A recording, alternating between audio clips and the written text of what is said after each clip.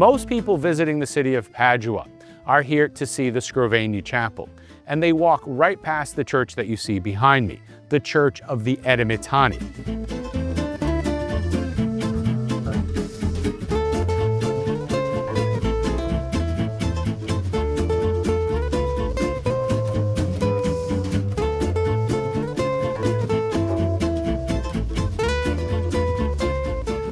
It was built in the 13th century as the seat of the Augustinian order here in Padua, and was home to some of the most important frescoes of the early Renaissance. Was because the church suffered a direct bomb hit in March of 1944, which destroyed a majority of the crossing of the church and the frescoes located inside.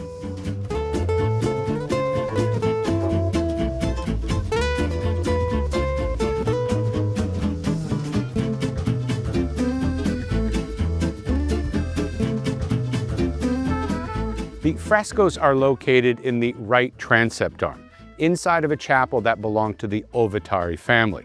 And they were begun in the middle of the 15th century by two lesser-known artists, but completed by the great Andrea Mantegna. And Mantegna is celebrated as perhaps the most important exponent of the Northern Italian Renaissance. And Mantegna completed the fresco cycle with paintings showing the image of St. James being led to execution, and then his execution, and then on the other side instead the execution of St. Christopher and the transportation of his body.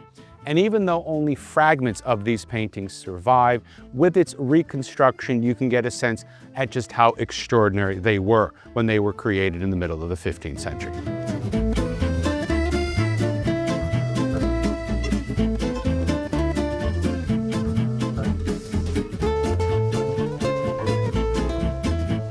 And remember to like this video and to subscribe to my YouTube channel, Rocky's Italy, so that you don't miss out on any of this great content that we're filming here in Padua, Italy, and publishing weekly.